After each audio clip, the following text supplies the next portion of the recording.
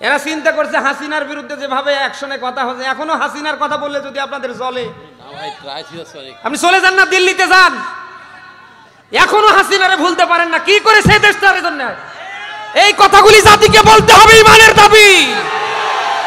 নতুন করে হাসিনার মতো কোন হাসিনা বাংলায় যেন তৈরি হতে না পারে।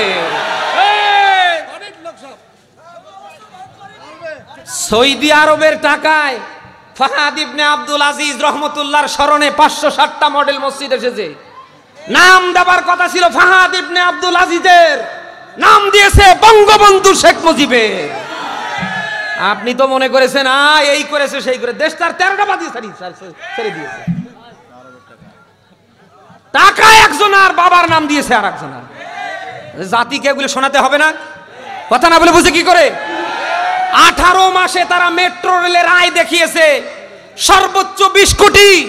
আর এই অন্তর্বর্তীকালীন সরকার ক্ষমতায় আসার পরে তাও 2-3টা স্টেশন বাদ দিয়ে, তার ভেতরে 2-3 দিন ছুটি, তারা 18 দিনে আয় দেখিয়েছে 20 কোটির ওপরে। আপনি টের পাচ্ছেন? এখনো যদি সেই হাসিনার কথা বললে আপনার গা জ্বলে, আপনি মনে করেন না, তাহলে তো আপনি তো ওদেরও দোষর। কথা না করে বুঝি কি করে? আল্লাহ হেদায়েত দিক। এই সন্ত্রাসী আওয়ামীর কোন বীজ যেন বাংলায় আর মাথা চারা দিয়ে উঠতে না পারে। এজন্য আমাদের প্রত্যেককে সজাগ হতে হবে। স্বাধীনতা অর্জন করা সহজ, এটা ধরে রাখা সহজ না। শহীদদের রক্ত এখনো এ জমিন থেকে শুকায়নি। শহীদদের রক্ত ব্যথা যেতে দেয়া যাবে না, যাবে না।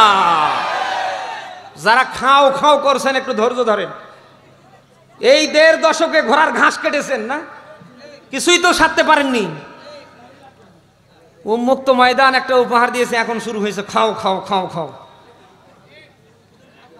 একটু খাও খাও কম করেন, একটু অপেক্ষা করেন, দেশ সংস্কার করতে দেন।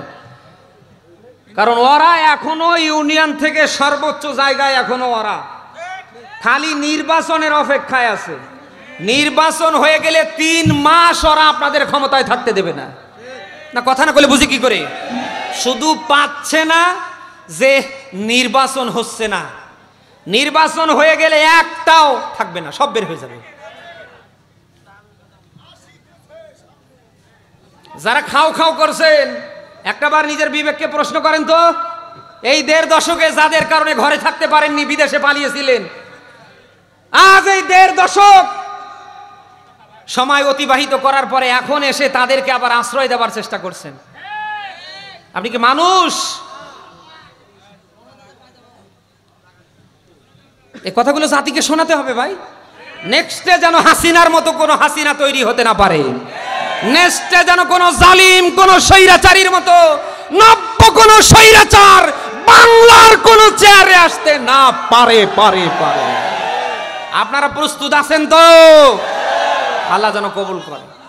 দরুদ সালাম। প্রথম শরীর 1 নয় 2 নয় 11 থেকে 12 জন নেতা কর্মীকে মিথ্যে মামলা দিয়ে জীবন শেষ করা হয়েছে।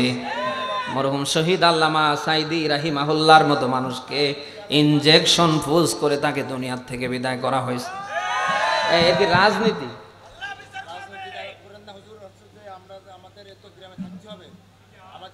এখনো কি হাসিনা আছে এই দেশে? মাহফিল আবার কি দরকার? এই হাসিনা কি এখনো এই দেশে আছে? 1.5 দশকে জালিম মাথার উপরে থাকার পরেও তাকে ছাড় দিয়ে কোনো কথা হয়নি। স্বাধীন মুক্ত ময়দান আমরা পেয়েছি। কোন মুনাফিক জালিমের চোখের দিকে তাকিয়ে কোরআনের রাজ কায়েমের কথা বন্ধ হবে না, হবে না।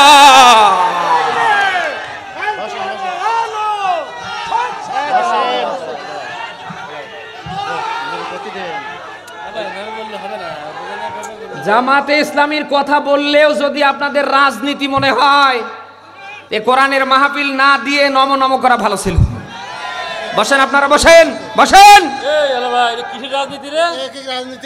5 তারিখের পর থেকে জামাতে ইসলামী মাঠে যে কাজগুলি করেছে, এদেশের মানুষ হিন্দু, বৌদ্ধ, খ্রিস্টান, মুসলমান কেউ কেউ অস্বীকার করতে পারে। এদেশে কোরআনের রাজ কায়েমের পক্ষে সবচেয়ে বেশি ভূমিকা রাখছে বাংলাদেশ জামাতে ইসলামী। এটা সহ্য করতে পারে না কেবল তারাই মুনাফিকের রক্ত নিয়ে বেঁচে আছে যারা। রক্ত পরীক্ষা করেন, কোন মুসলমান কোন ইমানদার কোরআনের রাজ কায়েমের পক্ষে বিরোধিতায় হাত রাখতে পারে না। এটার বিরোধিতা করবে তারাই, হয় কাফের নতুবা মুনাফিক। মাহফিলটা আপনি নষ্ট করে ফেললেন। এখানে আমি আমার বাপের কথা বলার জন্য এসেছি। আপনার মতো চালান আপনি ভালোকে যদি ভালো বলতে না পারেন আপনিও খারাপ। আপনি জালিমকে যদি জালিম বলতে না পারেন আপনি নিজেও জালিম। 5 তারিখের পর থেকে কারা কি করেছে, কেউ যদি ভালো কিছু করে থাকে তাকে ভালো বলেন, যারা খারাপ করেছে, যারা খাও খাও করেছে তাদের খাও খাও বলতে হবে। আপনি যদি ডিভাইডেড করতে না পারেন বুঝতে হবে আপনি ওই কোয়ালিটির। বুঝি না বিএমপি, বুঝি না জামাত, কোরআনের রাজ কায়েমের পক্ষে যারা আমরা তাদের কথা না বলে বুঝি কি করে? আমি তো এর আগেই বললাম আমাদের ভিতরে ভিন্নতা থাকতে পারে, মতের আকীদাগত অমিল থাকতে পারে, কিন্তু কোরআনের রাজ কায়েমের পক্ষে আমরা কি?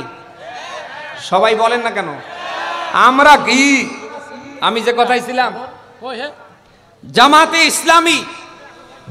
জামাতে ইসলামীর যে ক্ষতিটা হয়েছে অন্য কোন দলে এরকম ক্ষতি হয়েছে কি?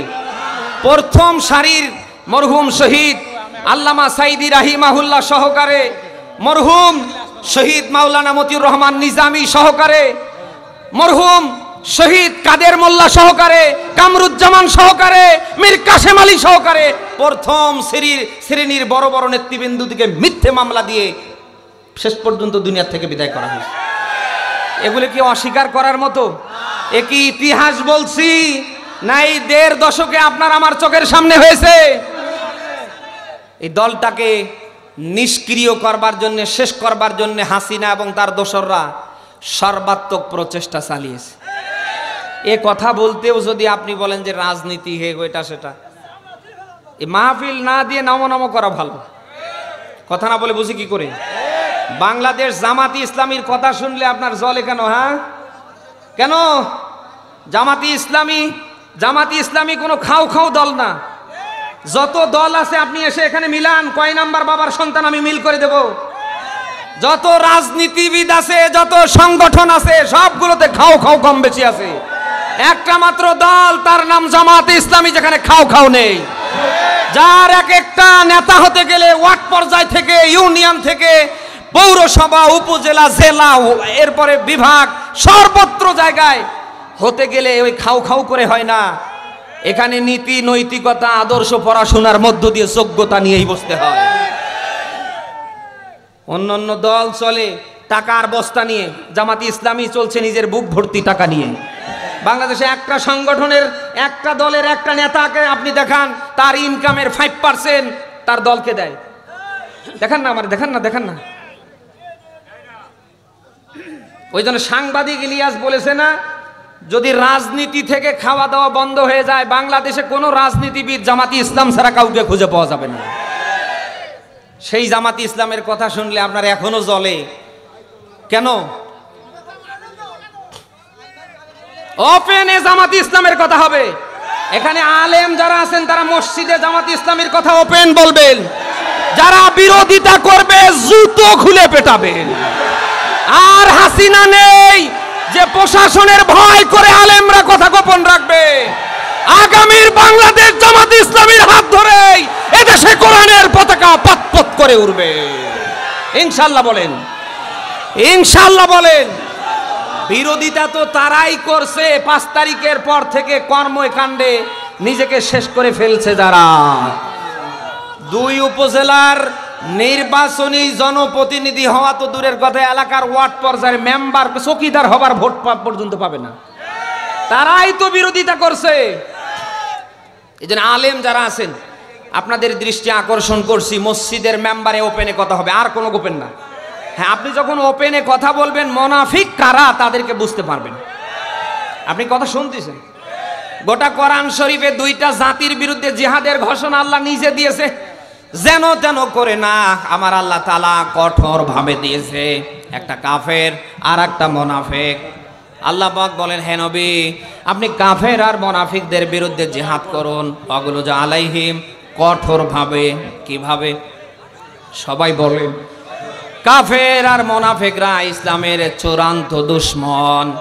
এরা সর্বাত্মক প্রচেষ্টা চালিয়েছে কোনোভাবেই যেন ইসলাম কায়েম না হয়। সেই সময় আবু জাহেল, আবু লাহাব, উতবা, সাইবা, মক্কার বড় বড় কাফেররা না থাকলেও বাংলার মাটিতে ওই রকম নব্য কাফের আজও আছে না নেই? ওই সময় মুনাফিক হিসাবে যারা আল্লাহর ইসলাম প্রতিষ্ঠার বিপক্ষে হাত রেখেছে, আজ হয়তো সেই সময়ের ওরা নেই, কিন্তু নব্য মুনাফিক এদেশে আছে না নেই? অতএব যারা যেখান থেকে মুনাফিকি করছেন ছেড়ে দেন, বন্ধ করেন। আমার আল্লাহর ওয়াদা, তিনি জালিমদের, তিনি কাফেরদের, মুনাফিকদের ধ্বংস করবে। আর যারা নির্যাতিত, যারা মাজলুম, যারা অসহায়, তিনি জমিনে তাদেরকে প্রতিষ্ঠিত করবে। আপনি সূরা ইব্রাহিম, কোন সূরা বলেন? বলেন সূরা এই ওইখানে কি হচ্ছে? ধরে নিয়ে গেলে তো আমারে নিয়ে যাবে। এ তো বিন্দু মাত্র মাহফিল কমিটির এই স্বেচ্ছাসেবকদের ভেতরে বিন্দু মাত্র মনোবল ঠিক নেই। আরে ধরে যদি নিয়ে যায় আমারে নিয়ে যাবে। ও হাসিনা থাকতে আমারে ধরতে পারে নাই, মামলা দিয়ে আটকাতে পারে নাই। আপনারা কিসের ভয় করছেন? ও যদি ধরে নিয়ে যায়, গাড়ি ভাঙচুর করে, আমারে করবে। আপনাদের এত ভয় কিসের? বসেন। মেজাজ টেজাজ খারাপ হয়ে যাচ্ছে, বসেন। আমি তো একটা মানুষ ভাই, আলোচনার তো একটা পরিবেশ দরকার। ও তো দাওয়াত দেয়নি, ও দাওয়াত দিয়েছে খেলা। কেবলমাত্র এই 56,000 বর্গ মাইলের দেশে শান্তি প্রতিষ্ঠা হবে তখন, যখন কোরআনের রাজ কায়েম হবে। এই কোরআন দিয়ে যখন ইউনিয়ন পরিষদ চলবে, এই কোরআন দিয়ে যখন সুপ্রিম কোর্ট চলবে, হাইকোর্ট চলবে, সংসদ ভবন চলবে, তখন বাংলার আনাচে কানাচে সব জায়গায় শান্তির বাতাস বয়ে বেড়াবে। সেই কোরআনের রাজ কায়েমের পক্ষে যারা যেখান থেকে ডাক দেখ, আপনার আমার প্রত্যেকের কাজ হবে তার ডাকে সাড়া দেয়া ফরজ। আপনি আমি যদি মুসলিম দাবি করি, ইমানদার দাবি করি, আপনার আমার প্রত্যেকের কাজ হবে কোরআনের দল করা। না, কথা না বলে বুঝে কি করে? পৃথিবীতে দল দুইটা, একটা আল্লাহর আর একটা শয়তানের। দুনিয়ায় যারা আল্লাহর দল করবে, কোরআনের দল করবে, যুগে যুগে আল্লাহ যেভাবে বিজয় দিয়েছে কিয়ামত পর্যন্ত তিনি দিয়েই যাবে। সূরা সাফফাত 173 নম্বর আয়াতের ব্যাখ্যায় দেখবেন আল্লাহ বলেন, ওয়া ইন্নাজুদানা লাহুমুল গালিবুন। আয়াতটার দিকে খেয়াল করেন। আল্লাহ বলেন, আমার দল, আমার বাহিনী যারা, তারা বিজয়ী হবে। যুগে যুগে যারাই আল্লাহর দল করেছে, আমার আল্লাহ প্রত্যেককে বিজয় দিয়েছে। সূরা মুজাদালা 21 নম্বর আয়াতে আমার আল্লাহ যেন লিখে দিয়েছে, কাতাবাল্লাহু লা আগুলি বান্না আনা ও রসুলি। আল্লাহ বলেন, আমি আল্লাহ এবং আমার রসুল বিজয়ী হবে। এই আয়াত নিয়ে সব আলেমরা ব্যাখ্যা দিয়েছেন, যারা আল্লাহ এবং তার রসুলের দল করবে, আমার আল্লাহ কেবল তাদেরকেই বিজয় দেবে। কে বলছে? আরো জোরে বলেন। এই জন্য আপনি নিজেকে যদি মুসলিম দাবি করেন, আপনি যদি ইমানদার নিজেকে দাবি করেন, আপনার প্রাথমিক পর্যায়ে কাজ হবে কোরআনের দল করা। কারা টেকনাফ থেকে তেতুলিয়া, রূপসা থেকে বাঁধুরিয়া, সুন্দরবন থেকে বান্দরবন, বিশেষ করে 56,000 বর্গ মাইলের দেশটাকে কোরআন দিয়ে সাজাতে পারে? কথা না বলে বুঝে কি করে? যেই আপনাকে এই দিকে আহ্বান করবে, আমি আবারও বলছি, তার আহ্বানে, তার ডাকে সাড়া দেয়া নামাজ, রোজা, হজ, যাকাতের মতো ফরজ। মুসলমান ইমানদারের কোন নেতা কি জালিম হতে পারে? হাসিনার মতো ফ্যাসিস্ট হতে পারে? কোন মুনাফিক হতে পারে? মুসলমানের নেতা হবে ওই মানুষটা, যে মানুষটা রাসূলুল্লাহর আদর্শ দিয়ে নিজের আদর্শ ঠিক করেছে। না না, নাম তো বলার দরকার নেই। মুসলমানের কোন নেতা জালিম হতে পারে না। হাসিনা সরকারের মতো স্বৈরাচার হতে পারে না, কোনো মুনাফিক মুসলমানের নেতা হতে পারে না। মুসলমানের নেতা হবে ওই মানুষটা যে মানুষটা রসুলের আদর্শে আদর্শিত। রসুল যেভাবে নবুয়ত পাবার পরে এই যে 23 বছরের জিন্দেগিতে কোরআনের রাজ কায়েমের জন্য চেষ্টা চালিয়েছে, সব শেষে 13 বছর তিনি মক্কায় নির্যাতিত, অবশেষে মদিনায় তিনি মদিনার রাষ্ট্রপ্রধান। 10 বছর রসুল কোরআন দিয়ে দেশ চালিয়েছে না, কথা না করে বুঝি কি করে? এই চালাইনি।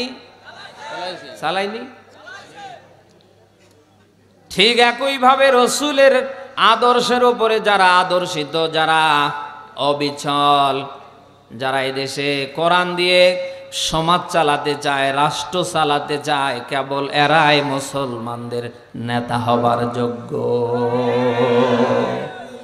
কিয়ামতে 2টা স্টেপে মানুষকে আল্লাহ ডাক দেবে। প্রথম স্টেপে আল্লাহ ডাক দেবে একা একা, যেটা সূরা মারিয়ামের 95 নম্বর আয়াতে আল্লাহ ব্যাখ্যা দিয়েছেন, অকুল্লুহুম আতিহি ইয়াউমাল কিয়ামাতি ফারদা। এখানে আলেম যারা আছেন তারা ধরবেন, এই যে ফারদা, আল্লাহ কিয়ামতের ময়দানে প্রত্যেকটা মানুষকে ডাকবে আলাদা আলাদা, একা একা। 2 নম্বরে আমার আল্লাহ তাআলা কিয়ামতে মানুষদেরকে ডাকবে তার নেতা সহ।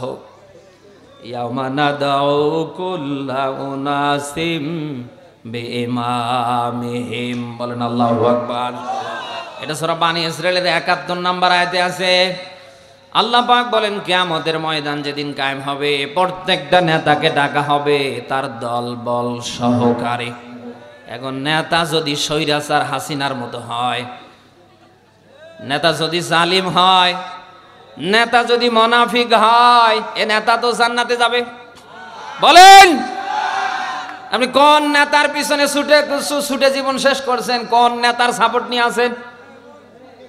যে নেতা কিয়ামতে জাহান্নামে যাবে কি করে? তো এখনই গিয়ে বসে আছে, নামাজ নেই, কালাম নেই, আল্লাহ নাই, রসুল নেই, আখিরাত পরকাল কিচ্ছু নেই, শুধু নেতার ধান্দা আছে কি করে মারিং কাটিং করা যায়।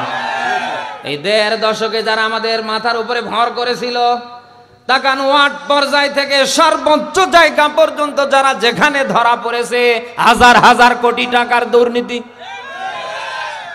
দেশটা তারা একেবারে পঙ্গু করে দিয়েছে। আর কিছুদিন যদি এ দেশটা এভাবে চলতো, এটা ভারতের একটা অঙ্গ রাজ্যে পরিণত হয়ে যেত। এই জন্য কোন সন্ত্রাসী, কোন চাঁদাবাজি, কোন টেন্ডারবাজ, কোন হক নষ্টকারী, কোন জালিম, কোন মুনাফিক মুসলমানের নেতা হতে পারে না, পারবে না।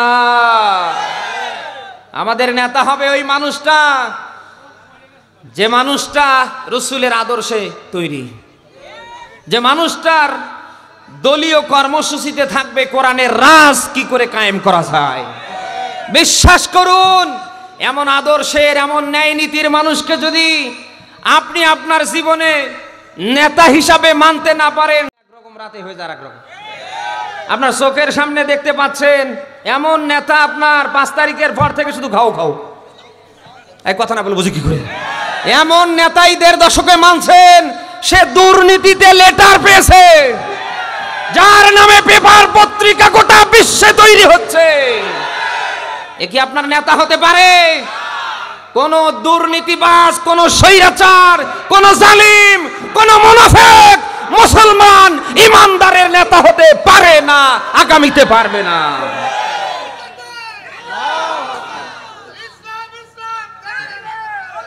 প্রিয় যশোরবাসী, আজকের মাহফিলে যদি আপনি এই সিদ্ধান্ত নিতে পারেন, আগামীর বাংলার কোন চেয়ারে হাসিনার মতো কোন স্বৈরাচার, কোন জালিম, কোন সন্ত্রাসী, কোন চাঁদাবাজ, কোন দুর্নীতিবাজ, কোন মুনাফিকের জায়গা বাংলার কোন চেয়ারে হতে পারে না, পারবে না। আমরা পারি না, আমরা এতে ব্যর্থ। ভোট আসলে মাথা ঠিক থাকে না, না কথা না বলে বুঝি কি করে? ভোট আসলে মাথা ঠিক থাকে না, বিশেষ করে হুজুররা ভোটে দাঁড়ালে তো আরো মাথা ঠিক থাকে না। এদেশের মানুষের একটা ভুলই আছে না, ওরা কেন ওই জায়গায় আজান হবে, ওরা ইমামতি দেবে, মানুষ মারা যাবে, জানাজা 3 দিন 7 দিন চলে, ওরা কেন ওই যায়? এই কল্পনা জল্পনা দেশের মুসলমানদের ভিতরে আছে না নেই? তার মানে রাজনীতি ওরাই করুক, হুজুরদের দরকার নেই। কথা না বলে বুঝি কি করে? আজকে এই ডিভাইডেড করতে গিয়ে দেশটা পঙ্গু হয়ে গেছে। আরে ভাই, আপনি যদি চুরি বন্ধ করতে চান, চোরকে দিয়ে বন্ধ হবে না। আপনি যদি দুর্নীতি বন্ধ করতে চান, দুর্নীতি বাসকে চেয়ারে বসালে দুর্নীতি বন্ধ হবে না। আপনি যদি সন্ত্রাসী কর্মকাণ্ড বন্ধ করতে চান, তাহলে ওই সন্ত্রাসী যিনি করে করে গডফাদার উপাধি পেয়েছে তাকে বসিয়ে সন্ত্রাস বন্ধ করা যাবে না। আপনি যদি জেনা ব্যভিচার ইফটিজিং বন্ধ করতে চান, আপনাকে অবশ্যই ন্যায় নীতি নিষ্ঠাবান আল্লাহওয়ালা একজন ওমরের মতো মানুষকে বসাতে হবে। আপনি কোনো ধর্ষককে দিয়ে জেনা ব্যভিচার ইফটিজিং বন্ধ করতে পারেন না, পারবেন না। আজকে ওয়ার্ড পর্যায় থেকে সর্বোচ্চ জায়গা পর্যন্ত আমরা যদি ভালো ভালো মানুষগুলিকে এই জায়গায় আমাদের আমানত নামক ভোট দিয়ে বসাতাম, আমাদের বাংলাদেশ আর এমনে থাকতে না, এটা একটা মিনি একটা জান্নাতের রূপ ধারণ করত। কিন্তু আমরা পারি না। ভোট আসলে যারা ভোটার ওদেরও মাথা ঠিক থাকে না, যারা ভোট করে ওদেরও মাথা ঠিক থাকে না। ভোটারদের টার্গেট কে টাকা দেবে, কথা না বলে বুঝি কি করে? বিড়ি টাকার লাল পানি কে কত বেশি দেবে সে তার পক্ষে তো। আর যারা ভোট করে তাদের তো অভিনয় আছেই। ভোট আসলেই দেখবেন যে পায়ের নিচে জুতোটা পর্যন্ত সাদা, পায়জামা সাদা, ওর উপরে পাঞ্জাবি সাদা, এরপরে দাড়ি তো সপ্তাহে 3 দিন করে কেটে কেটে এমন অবস্থা, মাথার চুল কাঁচা, দাড়ি সব পেকে গিস। কথা না বলে বুঝি কি করে? তার মানে পাঞ্জাবির উপরে দাড়ি ওটাও পাকা, মাথার উপরে যে টুপি ওটাও পাকা। এমন এমন কথা বলছে মানে জান্নাত থেকে পালিয়ে এসেছে। কোন রকম খালি চেয়ারে বসার পরে একটাও আর খেয়াল থাকে না। এর যশোরবাসী, আল্লাহ আপনাকে ভালো মন্দের জ্ঞান দিয়েছে। পৃথিবীতে মানুষ সকল সৃষ্টির উপরে সেরা কেন হয়? কারণ আছে না নেই? বলেন। পৃথিবীতে সকল সৃষ্টির উপরে মানুষ ভিআইপি হবার পিছনে যত কারণ, অন্যতম কারণ হচ্ছে ফাআলহামাহা ফুজুরহা ওয়া তাকওয়াহা। মানুষকে আল্লাহ ভালো মন্দের জ্ঞান দিয়েছে। অতএব কে সিটার, কে বাটপার, কে জালিম, কে স্বৈরাচার, কে অত্যাচারী, কে মুনাফিক, এটা বোঝার মতো জ্ঞান আল্লাহ আপনাকে দিয়েছে। আপনি ভালো করে জানেন কারা আগামীর এই চেয়ারগুলিতে আসলে পরে হাসিনার মতো দেশের 13টা বাজাবে। কথা না বলে বুঝি কি করে? এখন এই ভালো মন্দের জ্ঞান পাবার পরে, ডিভাইডেড করবার ধারণ ক্ষমতা আপনার ভিতরে থাকার পরে, আপনি যদি ভালো মানুষকে এই চেয়ারে বসাতে না পারেন, কুত্তাও যা আপনিও তা। কুত্তা আর মানুষের মাঝে কোনো পার্থক্য নেই। মানুষকে আল্লাহ ভালো মন্দের জ্ঞান দিয়েছে, কুকুরকে আল্লাহ দেয়নি। যার কারণে ও হয়ে গেছে উলাইকা কালা নাম বালহুম আদাল, তার চেয়েও নিকৃষ্ট। এই জন্য সিদ্ধান্ত নেবার পালা এখনই। কোন নেতা আমাদের মুনাফিক হতে পারে না, কোন জালিম হতে পারে না। বিশ্বাস করুন, আপনার নেতা যদি আপনি ঠিক করে মরতে না পারেন, কিয়ামতে নেতাও জাহান্নামী, আপনি নিজেও জাহান্নামী।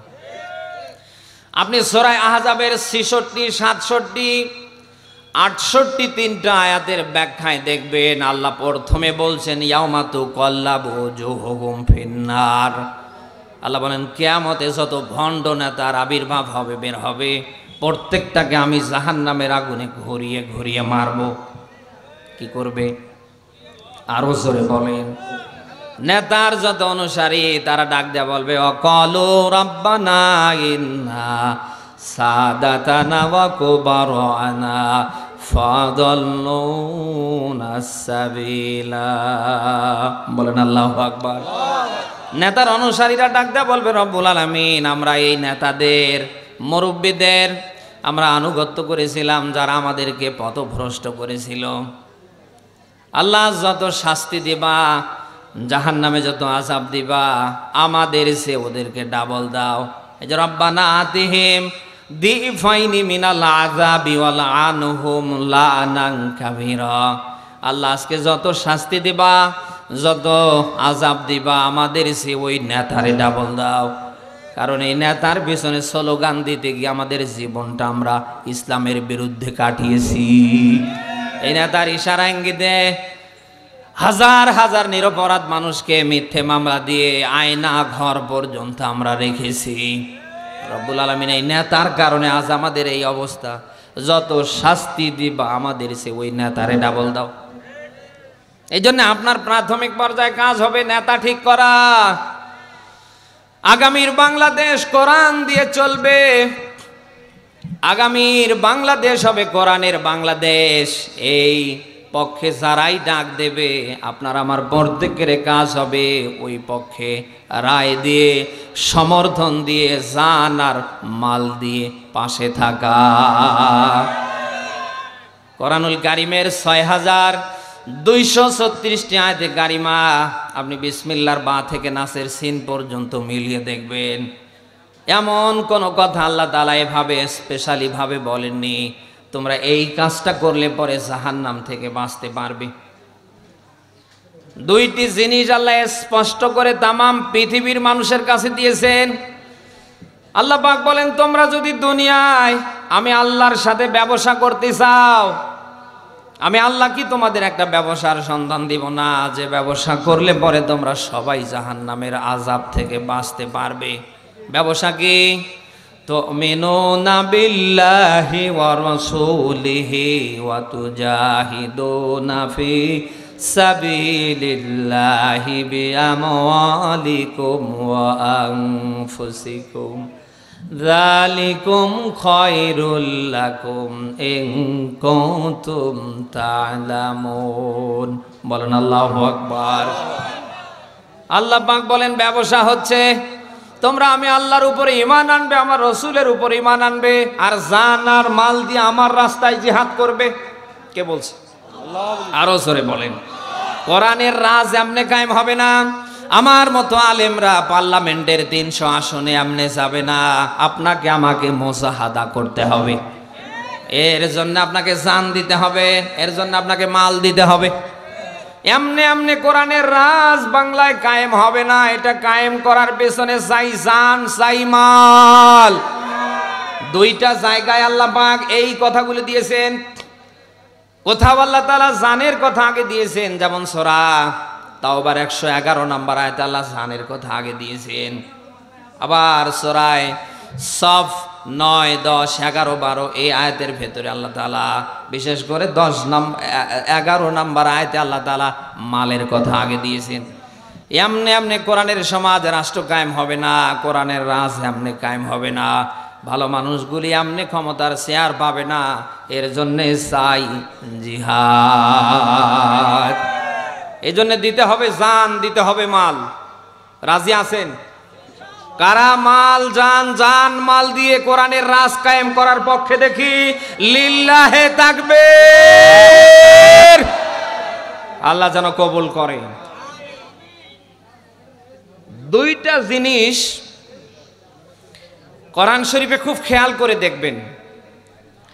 আল্লাহ পাক নামাজের আগে আকিম শব্দ ব্যবহার করেছেন, ওজনের আগে আকিম ব্যবহার করেছেন। এরপরে আল্লাহর দিন যেন জমিনে জিন্দা হয়, এই দিন শব্দের আগে আল্লাহ আকিম শব্দ ব্যবহার করেছেন। আকিমুদ্দিন, আকিমুসসালাহ, আকিমুল ওয়াজনা। কথা কি আপনি শুনতেছেন? আল্লাহ বলেন আমার দিন প্রতিষ্ঠা করা তোমাদের জন্য ফরজ।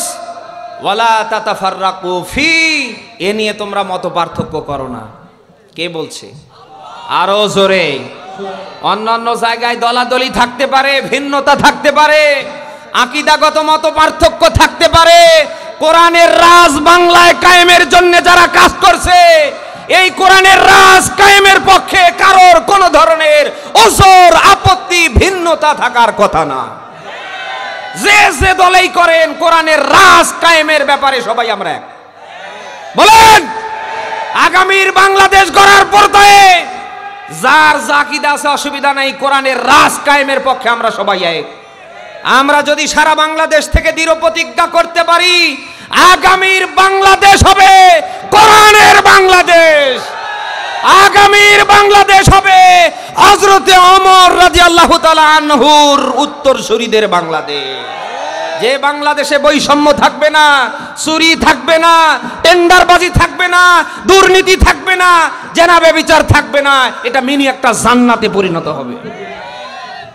এই জন্য আমাদের ভেতরে আকীদাগত মত পার্থক্য থাকতে পারে, কিন্তু কোরআনের বিধান সমাজে রাষ্ট্রে কায়েমের পক্ষে আমরা কি আরো জোরে বলেন। আমাদের পরিচয় আমরা কি? মুসলিম। রেখেছেন আমাদের জাতির পিতা হযরতে ইব্রাহিম আলাইহিস সালাতু ওয়াস সালাম, মিল্লাতা আবিকুম ইব্রাহিম, তিনি আমাদের জাতির পিতা। হুয়া সাম্মাকুমুল মুসলিমিন, তিনি আমাদের নাম দিয়েছেন আমরা মুসলিম। আমাদের জাতির পিতাকে আরো জোরে বলেন। আমাদের নাম তিনি রেখেছেন, আমরা কি? আজকে তো জাতির পিতা অনেকে দাবি করে, ক্ষমতা যতদিন জাতির পিতার নাম থেকে ততদিন। ক্ষমতাও শেষ, ও জাতির পিতা তো দূরের কথা, ওর নামও খুঁজে পাওয়া যাচ্ছে।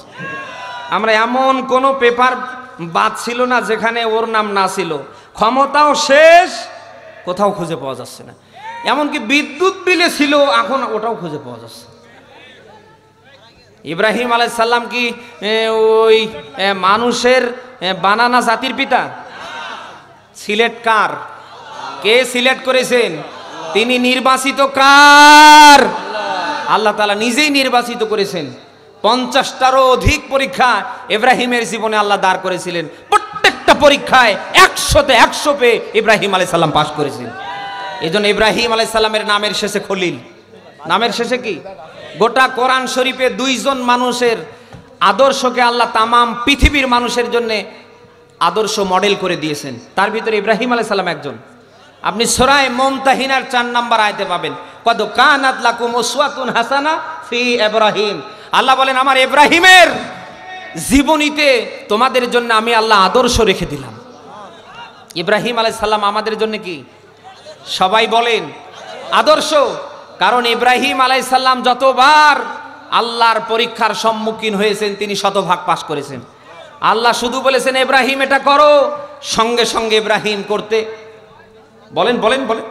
আল্লাহ শুধু বলেছেন আসলিম, সঙ্গে সঙ্গে ইব্রাহিম বলছিলেন আসলামতু লিরাব্বিল আলামিন। এক বিন্দু দেরি করেননি। যৌবন বয়সে তিনি নমরুদের অগ্নিকুণ্ডে, জিবরাইল এসে ডাক দিয়া বললেন, পয়গম্বর আমার কাছে সাহায্য চান। সে ছিল নাকি? বৃদ্ধা বয়সে সন্তান পেলেন, আল্লাহর কাছে দোয়া করেছিলেন, রব্বি হাবলি মিনাস সালিহিন, আমার একটা নেককার সন্তান দাও। ইব্রাহিম আলাইহিস সালামের বয়স যখন 86-90-এর উপরে, আল্লাহ একটা সন্তান দিলেন। নাম কি? বলেন। স্বপ্নে আল্লাহ দেখাচ্ছে ইব্রাহিম আলাইহিস সালাম যেন তার সন্তানকে জবেহ করছে। এই দৃশ্য দেখার পরে সন্তানের কাছে এসে বললেন, ইন্নী আরা ফিল মানাম আন্নী আযবাহুক ফানজুর মাযা তারা। হে সন্তান, আমি স্বপ্নে দেখছি তোমাকে জবেহ করছি, এতে তোমার মত কি? সন্তান ডাক দিয়া বলেন, ইয়া আবাতি ফাআল মা তুমার সাতাজিদুনি ইনশাআল্লাহু মিনাস সাবিরিন। বাবা, স্বপ্নে যা দেখেছেন আপনি তাই করুন, আপনি আমাকে ধৈর্যশীলদের আওতায় পাবেন। কত বছর বয়সে সন্তান পেয়েছেন? বলেন। মহব্বত কম না বেশি? আজ আপনার আমার বিয়ের 2 বছর 3 বছর পেরিয়ে গেলে মাথা ঠিক থাকে না। কত ডাক্তার পাল্টিয়ে ফেলি, ধরি কবিরাজ, কাজ হয় না, এবার বাবার উপরে বাবা। ইব্রাহিম আলাইহিস সালাম দীর্ঘ লং সময় অপেক্ষা করবার পরে সন্তান পেয়েছে। স্বপ্নে দেখলেন সন্তানকে জবেহ করছেন। সব শেষে তিনি মরুভূমিতে সন্তানকে ফালিয়ে জবেহ পর্যন্ত করা শুরু করেছিলেন। এই জন্য আল্লাহ তাআলা তার নামের শেষে দিয়েছেন ইব্রাহিম খলিল। ইব্রাহিম কি? খলিলুল্লাহ। আর আমাদের নবী, বিশ্ব নবী মুহাম্মদুর রাসূলুল্লাহ হচ্ছে হাবিবুল্লাহ। এই হাবিব আর খলিলের 2টা আলাদা আলাদা ব্যাখ্যা আছে। আপনি কথা শুনতে পাচ্ছেন? যিনি আল্লাহকে রাজি খুশি করার জন্য জীবনের সব জায়গায় সবকিছু করতে পারেন, তাকে বলা হয় খলিল। আর যে বন্ধু তার বন্ধুকে খুশি করার জন্য সব করতে পারে, তাকে বলা হয় হাবিব। ইব্রাহিম আলাইহিস সালাম আল্লাহর রাজি খুশির জন্য সব করতে পেরেছিলেন, যার কারণে আল্লাহ তাআলা তার নামের শেষে উপাধি দিয়েছেন খলিলুল্লাহ। আর বিশ্বনবী সাল্লাল্লাহু আলাইহি সাল্লামকে আল্লাহ খুশি করার জন্য যেখানে যা দরকার সব আল্লাহ পাক রসুলের জন্য কমপ্লিট রেখেছিলেন। এই জন্য রসুল হাবিব। রসুল কি? আরো জোরে বলেন হাবিব। এই জন্য আমাদের আকীদাগত ভিন্নতা, মত পার্থক্য থাকতে পারে, আল্লাহর দ্বীন প্রতিষ্ঠার ব্যাপারে, আল্লাহর বিধান কায়েমের ব্যাপারে, কোরআনের রাজ কায়েমের ব্যাপারে আমাদের সবার আকীদা কি? আরো জোরে বলেন। কোরআনের রাজ কায়েমের পক্ষে আপনার আমার ভূমিকা রাখতেই হবে। আপনি আমি যদি না রেখে মুনাফিকি করে মারা যায়, বিশ্বাস করুন দুনিয়াও শেষ, আখিরাতও শেষ। তিরমিজির একটা হাদিস বলছি, নবীজি বলেন আল্লাহ দিন প্রতিষ্ঠার পক্ষে কোন মানুষের ন্যূনতম ভূমিকাটুকুনো যদি না থাকে, ওটা মরার সময় ঈমান পাবে না, ওকে আল্লাহ বেঈমান করে দুনিয়ায় মৃত্যু দেবে। রসুলের সাহাবী আব্দুল্লাহ বিন রসুলের অন্ধ সাহাবী উম্মে মাকতুম, তিনি চোখে দেখে না। নবীজি যখন এই ব্যাপারে কথা বলছিলেন, হযরত ওমরকে ডাক দিয়ে বলেন, ভাই ওমর, আমি তো চোখে দেখি না, আমি তো এর থেকে মাহরুম হয়ে যাব, মরার শেষে তো আমি ঈমান পাবো না। হযরত ওমর ডাক দিয়ে বলেন, ভাই আব্দুল্লাহ ইবনে উম্মে মাকতুম, আপনি তো চোখে দেখেন না, এটা আপনার জন্য প্রযোজ্য না। উম্মে মাকতুম অন্ধ সাহাবী ডাক দিয়ে বলেন, ভাই আমি রাসূলুল্লাহর কাছ থেকে যেটা শুনলাম, আমি তো চোখে দেখি না, জিহাদের ময়দানে গিয়ে আমি সক্রিয়ভাবে যুদ্ধে অংশগ্রহণ করতে পারি না, আমাকে আল্লাহ তাআলা যদি মরার সময় বেঈমান করে মৃত্যু দেয়, আমার দুনিয়াও শেষ হবে, আমার আখিরাতও শেষ হবে। একজন অন্ধ মানুষ চোখে দেখে না, আল্লাহর দিন কায়েমের জন্য তার কতটা আক্ষেপ, কতটা ভালোবাসা। আমাদের দুইটা চোখ আল্লাহ দিয়েছে, আমরা সব দেখতে পারি, এত সুন্দর সুস্থ বডি আল্লাহ উপহার দিয়েছে, এরপরেও আমরা সবাই বিরোধিতা করছি যেন বাংলাদেশে কোরআনের রাজ কায়েম না হয়। 92% মুসলমান যেখানে দৃঢ় প্রতিজ্ঞা যদি করে, যে দলই করুক না কেন, আগামীর বাংলাদেশ অবশ্যই হবে কোরআনের বাংলাদেশ। কিন্তু বিরোধিতা করছে কারা? কোনো হিন্দু না, বৌদ্ধ, খ্রিস্টান না, কোন বিধর্মীরা বিরোধিতা করছে না, বিরোধিতা করছে মুসলমানদের ভিতরে লুকিয়ে থাকা মুনাফিক যারা, ওরা। বাংলার 64 জেলার টেকনাফ থেকে তেঁতুলিয়া, রূপসা থেকে বাঁধরিয়া, সুন্দরবন থেকে বান্দরবন, সবার মুখে যেন বিধর্মীদের মুখ থেকে, বিশেষ করে হিন্দু, বৌদ্ধ, খ্রিস্টান, এদের যে ঐক্য পরিষদ আছে, এখান থেকে যেন প্রতিনিয়ত একটা আওয়াজ ভেসে আসছে, ইসলামপন্থীরা যদি আগামীর দেশের রাষ্ট্রনায়ক হয়, এদের হাতে যদি দেশ চলে যায়, মায়ের কোলে সন্তান যেরকম নিরাপদ থাকে, আমরা সংখ্যালঘুরা ইসলামপন্থী মানুষদের কাছে ওই রকম নিরাপদ থাকবো।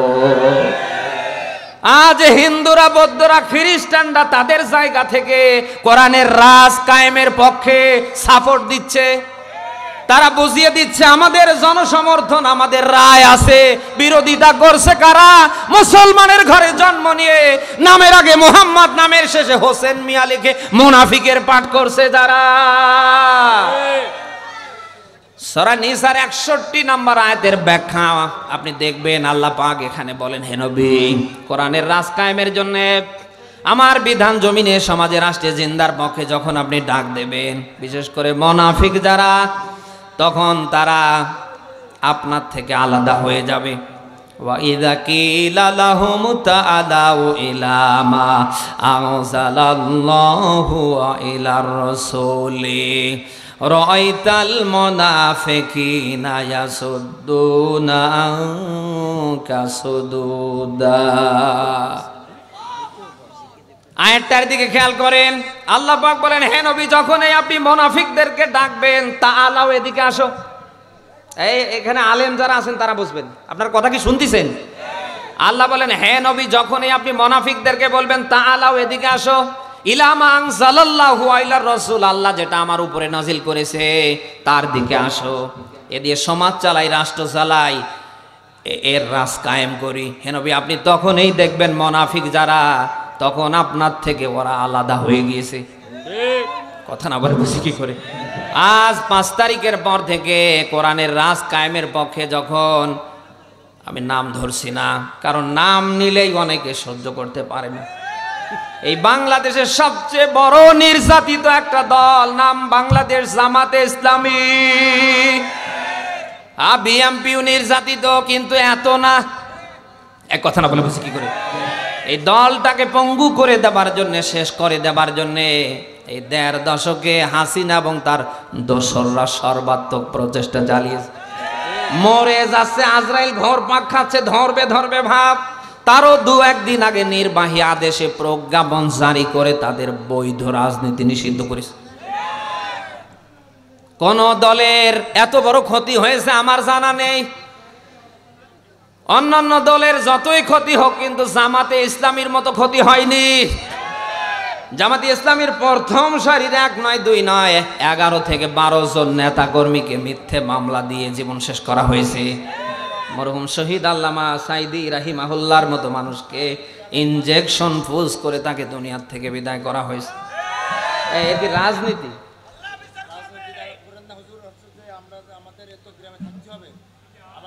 এখনো কি হাসিনা আছে এই দেশে? মাহফিল আবার কি দরকার?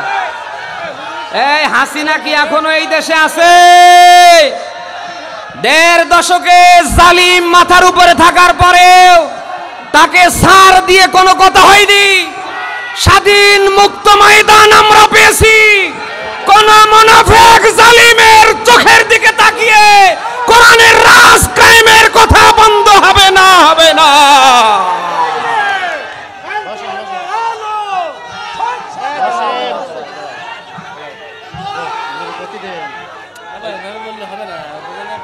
জামাতে ইসলামীর কথা বললেও যদি আপনাদের রাজনীতি মনে হয়, এ কোরআনের মাহফিল না দিয়ে নম নম করা ভালো ছিল।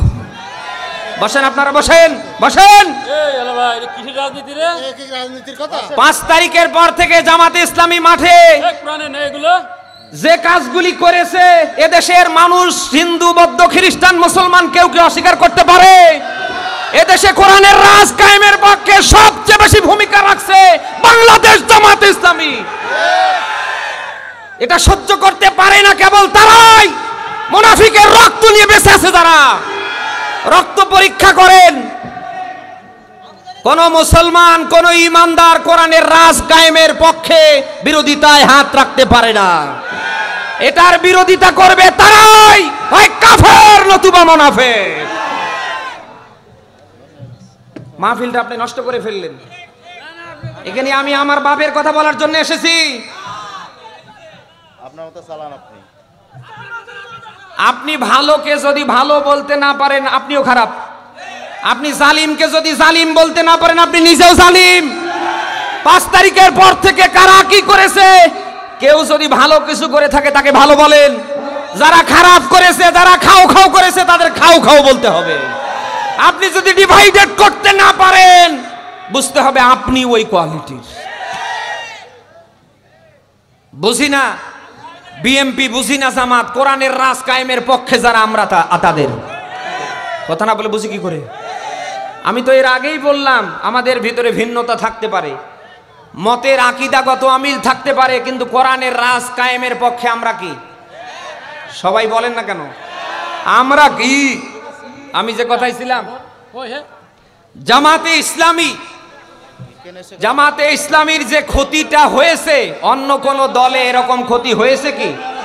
প্রথম সারির মরহুম শহীদ আল্লামা সাইদি রাহিমাহুল্লাহ সহকারে, মরহুম শহীদ মাওলানা মতিউর রহমান নিজামী সহকারে, মরহুম শহীদ কাদের মোল্লা সহকারে, কামরুজ্জামান সহকারে, মীর কাশেম আলী সহকারে প্রথম শ্রেণীর বড় বড় নেতৃবৃন্দকে মিথ্যে মামলা দিয়ে শেষ পর্যন্ত দুনিয়া থেকে বিদায় করা হয়েছে।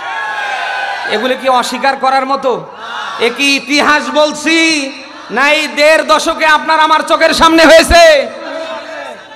এই দলটাকে নিষ্ক্রিয় করবার জন্য, শেষ করবার জন্য হাসিনা এবং তার দোসররা সর্বাত্মক প্রচেষ্টা চালিয়েছে। এ কথা বলতেও যদি আপনি বলেন যে রাজনীতি হে এটা সেটা, এই মাহফিল না দিয়ে নম নম করা ভালো। কথা না বলে বুঝি কি করে? বাংলাদেশ জামাতি ইসলামীর কথা শুনলে আপনার জ্বলে কেন? হ্যাঁ কেন? জামাতি ইসলামী কোনো খাও খাও দল না। যত দল আছে আপনি এসে এখানে মিলান, কয় নাম্বার বাবার সন্তান আমি মিল করে দেব। যত রাজনীতিবিদ আছে, যত সংগঠন আছে, সবগুলোতে খাও খাও কম বেশি আছে। একটা মাত্র দল, তার নাম জামাতে ইসলামী, যেখানে খাও খাও নেই। যার এক একটা নেতা হতে গেলে ওয়ার্ড পর্যায় থেকে, ইউনিয়ন থেকে, পৌরসভা, উপজেলা, জেলা, এরপরে বিভাগ, সর্বত্র জায়গায় হতে গেলে ওই খাও খাও করে হয় না। এখানে নীতি, নৈতিকতা, আদর্শ, পড়াশোনার মধ্য দিয়ে যোগ্যতা নিয়েই বসতে হয়। অন্যান্য দল চলে টাকার বস্তা নিয়ে, জামাতি ইসলামী চলছে নিজের বুক ভর্তি টাকা নিয়ে। বাংলাদেশে একটা সংগঠনের একটা দলের একটা নেতাকে আপনি দেখান, তার ইনকামের 5% তার দলকে দেয়। দেখেন না, আমার দেখেন না। ওই জন্য সাংবাদিক ইলিয়াস বলেছে না, যদি রাজনীতি থেকে খাওয়া দাওয়া বন্ধ হয়ে যায়, বাংলাদেশে কোনো রাজনীতিবিদ জামাতি ইসলাম ছাড়া কাউকে খুঁজে পাওয়া যাবে না। সেই জামাতি ইসলামের কথা শুনলে আপনার এখনো জ্বলে কেন? ওপেনে জামাতি ইসলামের কথা হবে। এখানে আলেম যারা আছেন তারা মসজিদে জামাতি ইসলামের কথা ওপেন বলবেন, যারা বিরোধিতা করবে জুতো খুলে পেটাবেন। আর হাসিনা নেই যে প্রশাসনের ভয় করে আলেমরা কথা গোপন রাখবে। আগামীর বাংলাদেশ জামাতি ইসলামীর হাত ধরেই এদেশে কোরআনের পতাকা পতপত করে উঠবে ইনশাআল্লাহ বলেন, ইনশাআল্লাহ বলেন। বিরোধিতা তো তারাই করছে 5 তারিখের পর থেকে কর্মকাণ্ডে নিজেকে শেষ করে ফেলছে যারা। 2 উপজেলার নির্বাচনী জনপ্রতিনিধি হওয়া তো দূরের কথা, এলাকার ওয়ার্ড পর্যায়ের মেম্বার চৌকিদার হবার ভোট পর্যন্ত পাবে না, তারাই তো বিরোধিতা করছে। এই জন্য আলেম যারা আছেন আপনাদের দৃষ্টি আকর্ষণ করছি, মসজিদের মেম্বারে ওপেনে কথা হবে, আর কোনো গোপন না। হ্যাঁ, আপনি যখন ওপেনে কথা বলবেন মুনাফিক কারা তাদেরকে বুঝতে পারবেন। আপনি কথা শুনতেছেন, গোটা কোরআন শরীফে 2টা জাতির বিরুদ্ধে জিহাদের ঘোষণা আল্লাহ নিজে দিয়েছে, যেন তেন করে না, আমার আল্লাহ তাআলা কঠোর ভাবে দিয়েছে। একটা কাফের আর একটা মুনাফিক। আল্লাহ পাক বলেন, হে নবী আপনি কাফের আর মুনাফিকদের বিরুদ্ধে জিহাদ করুন, ওয়াগলুজ আলাইহিম, কঠোর ভাবে। কিভাবে? সবাই বলেন।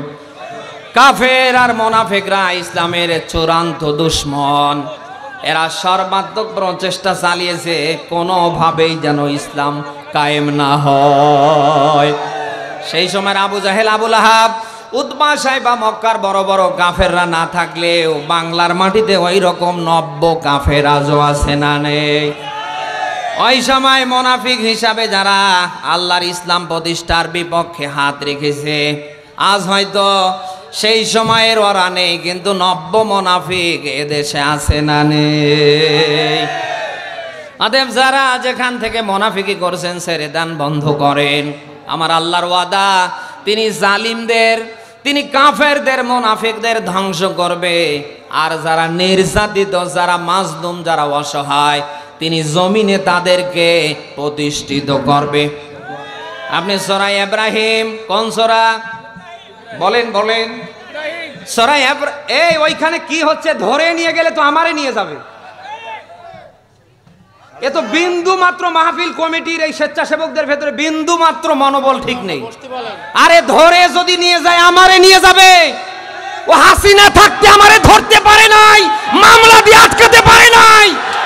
আপনারা কিসের ভয় করছেন? ও যদি ধরে নিয়ে যায়, গাড়ি ভাঙচুর করে, আমারে করবে। এই আপনাদের এত ভয় কিসের? বসেন, মেজাজ টেজাজ খারাপ হয়ে যাচ্ছে, বসেন। আমি তো একটা মানুষ ভাই, আলোচনার তো একটা পরিবেশ দরকার। ও তো দাওয়াত দেয়নি, ও দাওয়াত দিয়েছে খেলা। কি করে জানেন? ওরে সামনে ছেড়ে দিয়ে ঝিমায়, ইঁদুর চিন্তা করে যে না আমার যাবার সুযোগ আছে, তাই বলে কি করে জীবনের শক্তি যতটুকুন আছে প্রয়োগ করে বাঁচার চেষ্টা করে।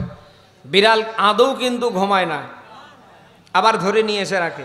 ইঁদুর চিন্তা ভাবনা করে যে না এবার যা আছে কপালে, হয় বাঁচবো নতুবা মরবো।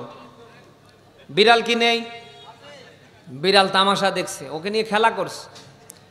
যাহা দৌড় মারে আবার ধরে। তৃতীয়বার ইঁদুর চিন্তা ভাবনা করে এবার লাস্ট চান্স, হয় বাঁচবো নতুবা মরবো। জীবনের সব শক্তি প্রয়োগ করে যখন দৌড় মারে, বিড়াল আর বসে থাকে না, আস্তে করে এবার ধরে নিয়ে এসে কলিজা বরাবর দাঁত বসিয়ে কামড় দেয়। ঠিক একইভাবে আল্লাহ তাআলা এভাবে ছাড় দেয়, তিনি মোটেও কি করেন না। আরো জোরে, এই 1.5 দশকে হাসিনা এবং তার দোসরদেরকে আল্লাহ অনেক ছাড় দিয়েছে। এই সন্ত্রাসী স্বৈরাচারের গোষ্ঠী, এখনো সময় আছে ভালো হ, এখনো সময় আছে ভালো হ, ফিরে আয়, আমার কাছে মাপসা, যা করেছি সব ছেড়ে দিয়ে দিল্লিতে পালা।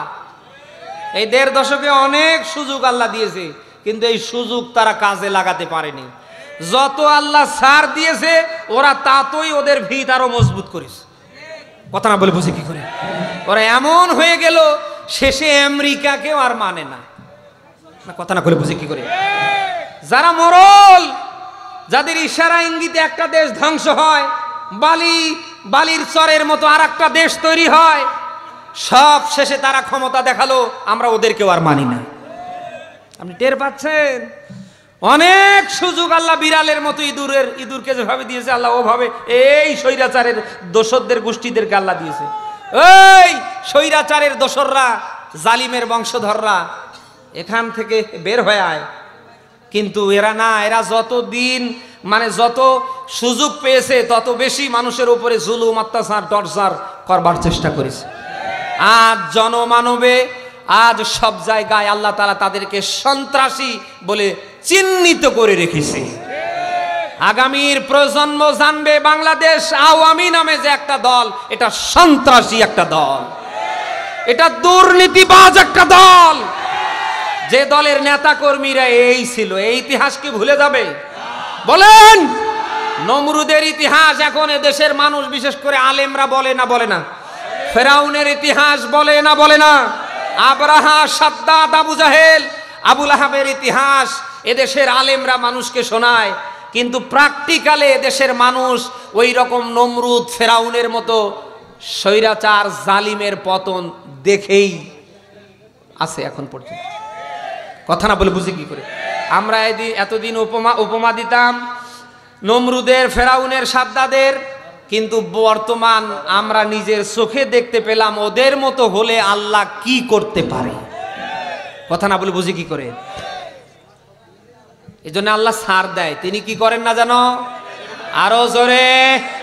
এমন একটা অবস্থা আল্লাহ তৈরি করেছে, সামনে নির্বাচনে আসা তো দূরের কথা, আমার মনে হয় না এ দেশে কেউ ওদের ব্যানারে আর রাজনীতি করার জন্য দাঁড়াতে পারে। ওদেরকে তারা সাপোর্ট দিয়েছে। আপনি তাকান, এই যে জাতীয় পার্টির কি অবস্থা হয়েছে। কথা না বলে বুঝি কি করে? ওদের দোসর যারা, ওদেরকে যারা ট্যাকেল দিয়ে এই চেয়ারে রেখেছে, আপনি তাকান তাদের অবস্থাটা কি হচ্ছে। সামনে এমন একটা অবস্থা তাদের জন্য তৈরি হচ্ছে, এমন একটা ম্যাপ তাদের জন্য তৈরি হচ্ছে, বাংলার মানচিত্রে তারা দাঁড়িয়ে তাদের পরিচয়টা পর্যন্ত দিতে পারবে না। অপেক্ষা করেন, সামনে সেদিন আসিতেছে, ওদিন বেশি দূরে নাই। আপনারা হয়তো বিভিন্ন ভাবে দেখছেন যে ওই আমাদের পাশে আছে দেওয়াল টপকে চলে আসবে। বিশেষ করে এই যে ট্রাম্প ক্ষমতায় আসার পরে অনেক উল্লাস হচ্ছে, অসুবিধা নেই, এবার আমরা ফিরে আসবো। আসেন, দেশের মানুষ আয়না ঘরের দরজা রং সং করে খুলে রেখেছে। আসেন, আর এই চেয়ারে না, এখন আয়না ঘরে যেতে হবে। কথা না বলে বুঝি কি করে? এমন একটা পরিবেশ এদের জন্য সামনে অপেক্ষা করছে। রাজনীতি করা তো দূরের কথা, পরিচয় পর্যন্ত কেউ দাঁড়িয়ে দিতে পারবে না। দেশ যেভাবে সংস্কার হচ্ছে, আমরা অলরেডি তথ্য পেয়েছি 100-র ভেতরে প্রায় 60-65 ভাগ সংস্কার হয়েছে, বাকি আছে 35 থেকে 40। 35 থেকে কত? আরো জোরে। আমরা এই অন্তর্বর্তীকালীন সরকার এবং তার অধীনে যারা আছে, আমরা তাদের কাছে আবেদন করছি, আমাদের এটা প্রাণের দাবি, দেশের 18 কোটি মানুষের দাবি। দেশ যেভাবে সংস্কার হচ্ছে, ইউনিয়ন থেকে সচিবালয় পর্যন্ত যেন 100% সংস্কার হয়। এই সন্ত্রাসী আওয়ামীর কোন দোসর বাংলার কোন চেয়ারে যেন পদবি নিয়ে বসে থাকতে না পারে। এদেশের 18 কোটি, আরে ভাই 12টা বেচতে কি হয়েছে ভাই? নেক্সট আর আমারে দাওয়াত দেবেন না এই ডানে বামে আশেপাশে। এরা চিন্তা করছে হাসিনার বিরুদ্ধে যেভাবে অ্যাকশনে কথা হচ্ছে, এখনো হাসিনার কথা বললে যদি আপনাদের চলে, আপনি চলে যান না, দিল্লিতে যান, এখনো হাসিনারে ভুলতে পারেন না। কি করে সেই দেশটার জন্য এই কথাগুলি জাতিকে বলতে হবে, ইমানের দাবি। নতুন করে হাসিনার মতো কোন হাসিনা বাংলায় যেন তৈরি হতে না পারে। সৌদি আরবের টাকায় ফাহাদ ইবনে আব্দুল আজিজ রহমতুল্লাহর স্মরণে 560টা মডেল মসজিদ এসেছে। নাম দেবার কথা ছিল ফাহাদ ইবনে আব্দুল আজিজের, নাম দিয়েছে বঙ্গবন্ধু শেখ মুজিবের। আপনি তো মনে করেছেন এই করেছে সেই করে, দেশ তার 13টা বাদি ছেড়ে দিয়েছে। টাকা একজন আর বাবার নাম দিয়েছে আর একজন। জাতিকে এগুলো শোনাতে হবে না? কথা না বলে বুঝে কি করে? 18 মাসে তারা মেট্রো রেলের আয় দেখিয়েছে সর্বোচ্চ 20 কোটি। আর এই অন্তর্বর্তীকালীন সরকার ক্ষমতায় আসার পরে তাও 2-3টা স্টেশন বাদ দিয়ে, তার ভেতরে 2-3 দিন ছুটি, তারা 18 দিনে আয় দেখিয়েছে 20 কোটির ওপরে। আপনি টের পাচ্ছেন? এখনো যদি সেই হাসিনার কথা বললে আপনার গা জ্বলে, আপনি মনে করেন না, তাহলে তো আপনি তো ওদেরও দোষর। কথা না করে বুঝে কি করে? আল্লাহ হেদায়েত দিক। এই সন্ত্রাসী আওয়ামীর কোন বীজ যেন বাংলায় আর মাথা চারা দিয়ে উঠতে না পারে। এজন্য আমাদের প্রত্যেককে সজাগ হতে হবে। স্বাধীনতা অর্জন করা সহজ, এটা ধরে রাখা সহজ না। শহীদদের রক্ত এখনো এ জমিন থেকে শুকায়নি। শহীদদের রক্ত ব্যথা যেতে দেয়া যাবে না, যাবে না। যারা খাও খাও করছেন একটু ধৈর্য ধরেন। এই 1.5 দশকে ঘোড়ার ঘাস কেটেছেন না, কিছুই তো সারতে পারেননি। উন্মুক্ত ময়দান একটা উপহার দিয়েছে, এখন শুরু হয়েছে খাও খাও খাও খাও। একটু খাও খাও কম করেন, একটু অপেক্ষা করেন, দেশ সংস্কার করতে দেন। কারণ ওরা এখনো ইউনিয়ন থেকে সর্বোচ্চ জায়গায়, এখনো ওরা খালি নির্বাচনের অপেক্ষায় আছে। নির্বাচন হয়ে গেলে 3 মাস ওরা আপনাদের ক্ষমতায় থাকতে দেবে না। না কথা না বলে বুঝি কি করে? শুধু পাচ্ছে না যে নির্বাচন হচ্ছে না, নির্বাচন হয়ে গেলে একটাও থাকবে না, সব বের হয়ে যাবে। যারা খাও খাও করছেন, একটাবার নিজের বিবেককে প্রশ্ন করেন তো, এই 1.5 দশকে যাদের কারণে ঘরে থাকতে পারেননি, বিদেশে পালিয়েছিলেন, আজ এই 1.5 দশক সময় অতিবাহিত করার পরে এখন এসে তাদেরকে আবার আশ্রয় দেওয়ার চেষ্টা করছেন। আপনি কি মানুষ? এই কথাগুলো জাতিকে শোনাতে হবে ভাই। নেক্সটে যেন হাসিনার মতো কোনো হাসিনা তৈরি হতে না পারে। নেক্সটে যেন কোনো জালিম, কোনো স্বৈরাচারীর মতো নব্য কোনো স্বৈরাচার বাংলার কোনো চেয়ারে আসতে না পারে। আপনারা প্রস্তুত আছেন তো? আল্লাহ যেন কবুল করে। দরুদ সালাম মানবতার মহান নবী মুহাম্মদ রাসূলুল্লাহর উপর পড়েন সাল্লাল্লাহু আলাইহি ওয়াসাল্লাম। আমি আপনাদের সামনে সূরা আলে ইমরানের 102 নম্বর আয়াত পড়েছি। থাকবেন ততক্ষণ না চলে যাবেন? একটু জবান খুলে বলেন আউযু বিল্লাহি মিনাশ শাইতানির রাজিম, বিসমিল্লাহির রহমানির রহিম, ইয়া আইয়ুহাল্লাযীনা আমানুত্তাকুল্লাহ ইলা আখিরিল আয়াত। সূরা আলে ইমরান কোন সূরা? আল্লাহ পাক বলেন ইয়া আইয়ুহাল্লাযীনা আমানু। এখানে আল্লাহ ইমানদারদের নাম ধরে ডাক দিলেন, দিয়ে আল্লাহ কাজ ধরিয়ে দিলেন, ইত্তাকুল্লাহ, তোমরা আমি আল্লাহকে ভয় করো, হাক্কা তুকাতি, ভয় করার মতো। এতে সব আলেমরা ব্যাখ্যা দিয়েছেন আল্লাহ তাআলা কেন তাকে ভয় করার মতো করার কথা বললেন, কারণ আছে না নেই?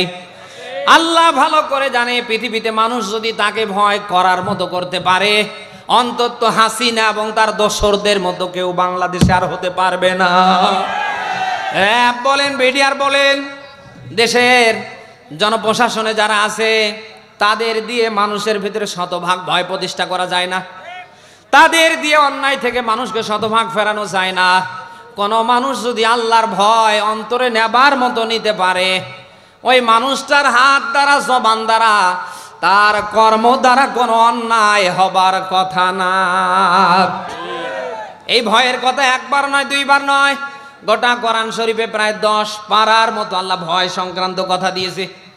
দুনিয়ায় আল্লাহর সামনে দাঁড়াতে হবে, ওই দিন যদি ধরা খান আপনার কি হবে? আল্লাহর ভয় নিয়ে কিয়ামতের ময়দানে যদি আপনি দাঁড়িয়ে যান, আপনার অবস্থাটা কি হবে? এত কথা আল্লাহ তাআলা ভয় সংক্রান্ত বিষয় দিয়েছে। আল্লাহ চায় আমার বান্দা যেন আমাকে ভয় করার মতো করতে পারে। সে ভয়ের দরকার আছে না নেই? কখন? মরার পরে না আগে? এখন এই মুহূর্তে আমাদের সিদ্ধান্ত নিতে হবে, দুনিয়ার সব জায়গায় আমাদের ভয় থাকবে কার? আমরা আমাদের মালিক, আমাদের মনিব, আমাদের আল্লাহকে আমরা দেখতে পাচ্ছি না, তিনি আমাদের দেখে। আমরা দিনে যেটা করি ওটাও দেখে, রাতে যেটা করি ওটাও দেখে, আমরা গোপনে প্রকাশ্যে যা করি ওটাও দেখে কে? আরো জোরে, মনের ভেতরে কি আছে কেউ জানে না, জানে কে? আল্লাহ পাক বলেন, বান্দা তোমার অন্তরের ভেতরে কি আছে? এমনকি আমাদের চোখের ভেতরের যে খেয়ানত হয় এটাও জানে কে? আল্লাহ বলেন রব্বুকুম আলাম। আল্লাহ বলেন আমি তোমাদের রব, আমি আল্লাহ সব জানি। তোমাদের ভিতরে বাহিরে কোন জায়গায় কি আছে দুনিয়ার মানুষ না জানলেও আমি আল্লাহ জানি। এজন্য আল্লাহ যেহেতু আমাদের সব দেখছে, আমরা আল্লাহরে না দেখতে পেলেও তিনি যেহেতু দেখছে, এই ভয়ে আমরা ঘেন্না ভরে খারাপই ছেড়ে দেব। এই পারবো না। 2 নম্বরে আল্লাহ বললেন ওয়ালা তামুতুন্না, তোমরা মরবে না, মরিও না, ইল্লা ওয়া আনতুম মুসলিমুন, মুসলিম না হয়ে। কে বলছেন? আরো জোরে। আমরা মুসলিম জানে কে? বলেন।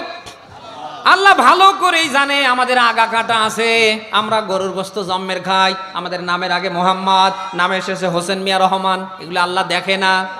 তিনি কি জানে না? এরপরেও কেন আল্লাহ নিষেধাজ্ঞা দিলেন, স্যাংশন দিলেন, মুসলিম না হয়ে মরো না? এখন মুসলিম হবার জন্য আমাদের প্রস্তুতি নেবার দরকার আছে না নেই? বিশাল বড় টুপি, ওর উপরে পাগড়ি, বিশাল বড় জুব্বা পড়লে সারাদিন মসজিদের এক কোনায় বসে হুকুর হাক্কার করলে মুসলিম হওয়া যায় না? মুসলিম শব্দটি এসেছে ইসলাম থেকে। ইসলাম শব্দের বাংলা অর্থ হচ্ছে আত্মসমর্পণ। নাম কি? আরো জোরে। আপনি যখন আল্লাহর ইসলামের কাছে, আল্লাহর বিধানের কাছে, আমার আল্লাহর এই কোরআনের কাছে, আল্লাহর কাছে যখন নিজেকে আপনি আত্মসমর্পণ করে দেবেন, আপনি যখন স্যারেন্ডার করে দেবেন, আপনার জীবনে বলতে কিচ্ছু নেই, সব কার? আরো জোরে। সব যখন আপনি আল্লাহর কাছে, আমার আল্লাহর ইসলামের কাছে স্যারেন্ডার করে দেবেন, তখনই কেবল আপনি দাবি করতে পারেন মুসলিম। মুমিন হওয়া সহজ, কিন্তু মুসলিম হওয়া তো সহজ না। এজন্য কোরআনে আল্লাহ 2 জায়গায় স্যাংশন দিয়েছে, তোমরা মুসলিম না হয়ে মরো না, ওয়ালা তামুতুন্না ইল্লা ওয়া আনতুম মুসলিমুন। কোরআনের কোথাও কোনো জায়গায় এটা পাবেন না, ওয়ালা তামুতুন্না ইল্লা ওয়া আনতুম মুমিনুন মুত্তাকুন। আল্লাহ এই কথা বলেননি, কারণ মুমিন হওয়া, মুত্তাকি হওয়া সহজ, কিন্তু মুসলিম হওয়া আরো জোরে। মুসলিম হতে গেলে আল্লাহর আইনের কাছে, আল্লাহর বিধানের কাছে আপনাকে কি করতে হবে? আরো জোরে। অর্থাৎ আল্লাহর আদেশ যেখানে, আপনার মাথা নত হবে। আল্লাহ আদেশ দিয়েছে ডান দিকে যাও, আপনার আব্বারও ক্ষমতা নেই বাম দিকে যাওয়া। আল্লাহ বলছেন এটা ধর, জীবন জাকার থার, আপনাকে ওটা ধরতে হবে। আল্লাহ বলেছে এটা করা যাবে না, এটা হারাম, ওটা আপনার কাছে পজিটিভ হলেও ওটা আপনাকে ছেড়ে দিতে হবে। সুদ খাওয়া কি? যৌতুক নেয়া কি? কুত্তার পায়খানা খাওয়ার মতো হারাম। এটা হারাম করেছে কে? আরো জোরে। আল্লাহ নিষেধাজ্ঞা দিয়েছে লা তাকুলুনার রিবা, তোমরা সুদ খেও না। এর ভেতরে যা আছে মা বাকিয়া মিনার রিবা, ওই রিবা সুদের ভেতরে যা আছে সব ছেড়ে দাও। আইন কার? আরো জোরে। 1000 টাকা এক মাসে 1100 টাকা এনে দেয়, অর্থাৎ 1000 টাকা দিলে নাকি 120 টাকা করে লাভ দেয়। এ কি যশোরে চালু আছে? সারা দেশের তরিকা একই রকম। আপনি যদিও মনে করছেন 1000 টাকা ছেড়ে রাখলে মাসে মাসে 120 টাকা করে টাকাও পাওয়া যায়, আবার অতিরিক্ত টাকাও পাওয়া যায়। আপনার কাছে এটা লাভজনক মনে হলেও এটা আল্লাহর দৃষ্টিতে কি? আরো জোরে।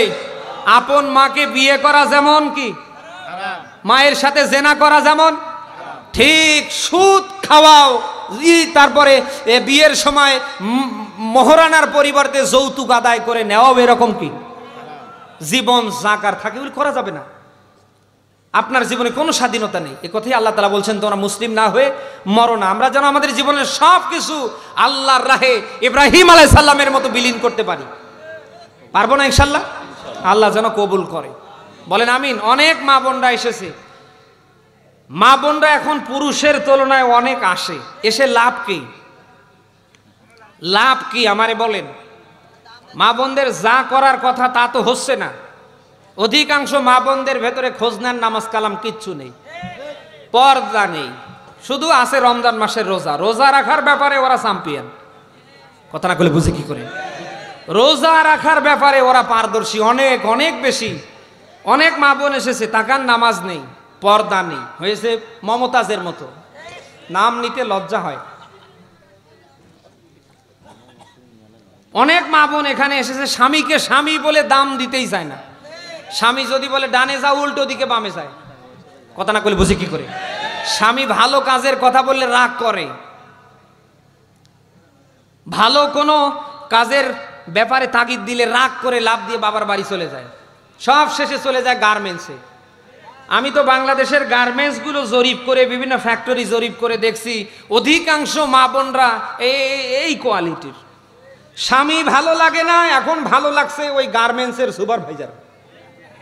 স্বামীর 10টা কথা সহ্য করতে পারে না, লাভ দিয়ে চলে গেছে বাবার বাড়ি, ওখানে 1 মাস থাকার পরে লাভ দিয়ে চলে গেছে গাজীপুরের গার্মেন্টসে। সুবহানাল্লাহ। এখানে স্বামীর কথা সহ্য হয় না, অথচ ওখানকার সুপারভাইজার ওর মা বাপ 14 গোষ্ঠী ধরে গালি দেয়, না কথা না বলে বুঝে কি করে? আপনি এখন চিন্তা করছেন হুজুর এত দূর কিভাবে গেল? আপনি কি মনে করছেন শুধু এই জায়গায়? আমরা সব জায়গায় আমাদের যাওয়া আসা আছে। এক একটা সুপারভাইজারের মুখের ভাষা। একদিন জিজ্ঞেস করলাম, এই ভাই আপনার মা বোন নেই?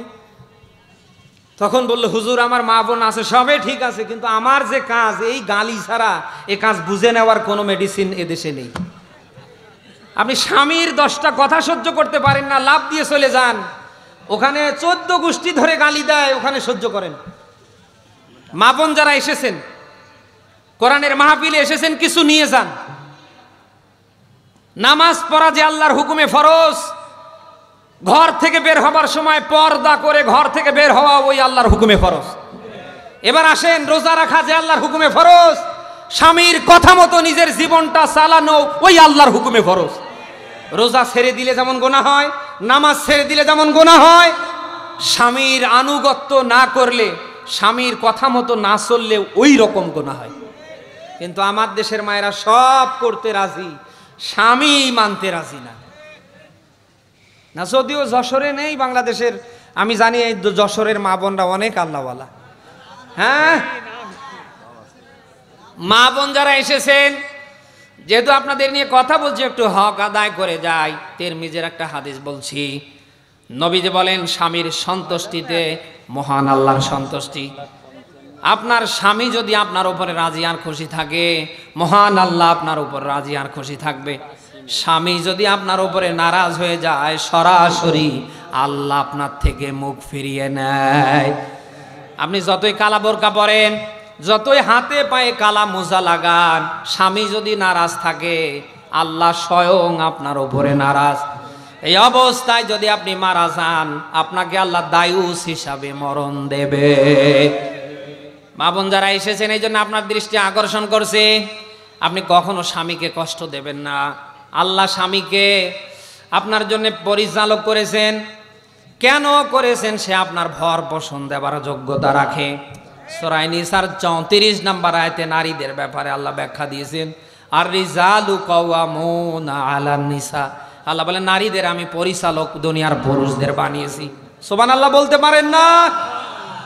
আল্লাহ তাআলা নারীদের আপনাদের পরিচালক পুরুষদের বানালেন, এবং আপনাদের ভর পোষণ যেখানে যা দরকার, পায়ের জুতো থেকে মাথার চুলের ক্লিপ পর্যন্ত সব দিতে হবে, আইন আল্লাহ নিজে পাশ করে দিলেন। আপনি কি কথা শুনতেছেন? সেই স্বামী আপনার গার্ডিয়ান হিসাবে, পরিচালক হিসাবে আপনাকে শাসাতে পারে, এমনকি ইসলামে আপনাকে পিটাতেও পারে। এ বিধান আছে না নেই? আরো জোরে বলেন। স্বামীর 2-1টা কথা শুনে 2-4-5টা পিটন খেয়ে বাবার বাড়িতে লাভ দিয়ে যাইয়েন না। আপনি দুনিয়াও শেষ করবেন, আখেরাতেও শেষ করবেন। রাসূলের একটা হাদিস বলছি, হযরতে ফাতেমা একদিন আলীর সাথে গন্ডগোল করে বাড়িতে চলে আসলেন। নবীজি বুঝতে পারলেন, না জানি কি হয়েছে, ডাক দিয়া বললেন, ফাতেমা সত্যি করে বলো আলীর সাথে না জানি কি হয়েছে। ফাতেমা কোনো কথা বলে না। নবীজি ডাক দিয়া বললেন, ফাতেমা আমার বোঝার বাকি নেই, না জানি আলীর সাথে কত কত কত কত কত কিছু হয়েছে, আলী না জানি কত কত কষ্ট পেয়েছে। এ ফাতেমা তাড়াতাড়ি আলীর কাছে গিয়ে মাফ চাও। এই মাফ চাবার আগে যদি তোমার মরণ হয়ে যায়, আমি তোমার বাবা রাসূলুল্লাহ বলছি কিয়ামতে মেয়ে হিসাবে সুপারিশ পাবে না।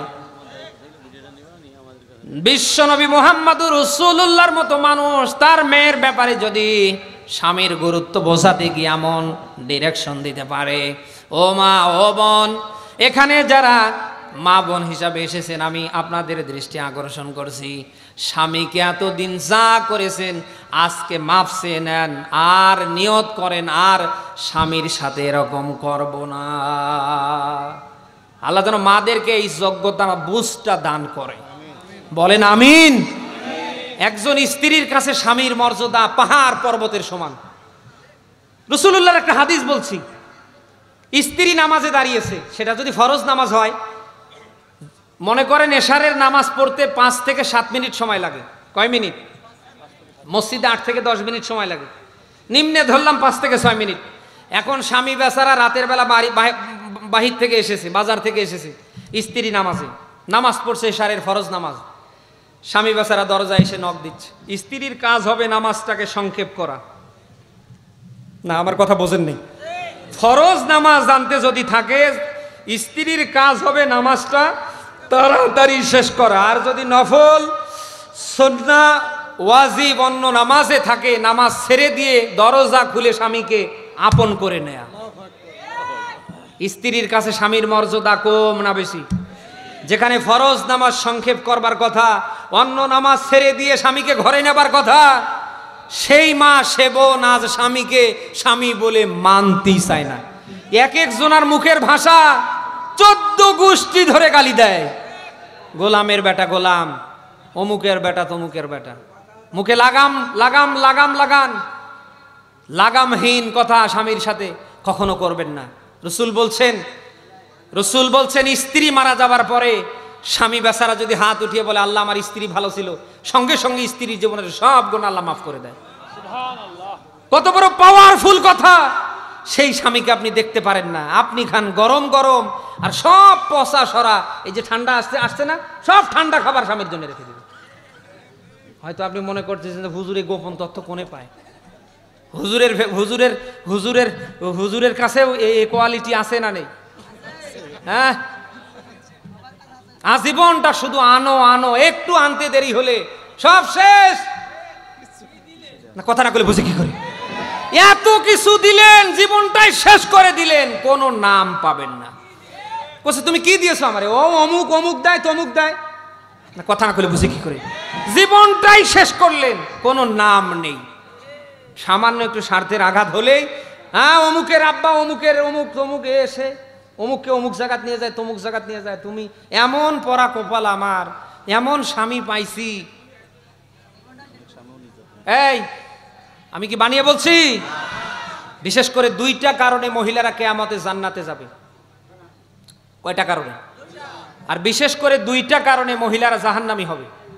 রাসূল সাল্লাল্লাহু আলাইহি সাল্লাম যখন মেরাজের রাত্রিতে জান্নাত আর জাহান্নাম প্রদর্শন করছেন, ঠিক ইন দ্য মিন টাইমে রসুল দেখলেন জাহান্নামে অধিকাংশ কি? আরো জোরে। তার ভেতরে গুরুত্বপূর্ণ একটা হচ্ছে তাদের ভেতরে কোনো শুকুর নেই, তাদের কৃতজ্ঞতা নেই।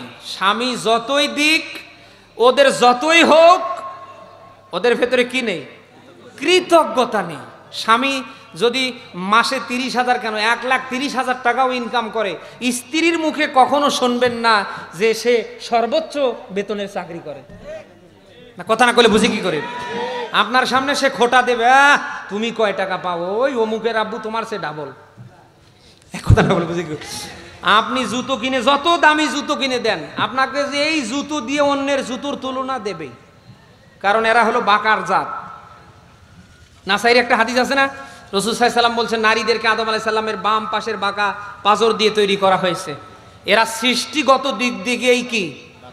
আরো জোরে বাঁকা। রসুল বলছেন এটা বেশি টানতে যেও না আমার উম্মতেরা, তখন আবার ভেঙে যাবে, আর একেবারে ছেড়ে দিও না, তখন আবার জোড়া লেগে যাবে। এজন্য এখানে স্বামী যারা আছেন তাদের দৃষ্টি আকর্ষণ করছি, একেবারে বউ ছেড়ে দিলে হবে না।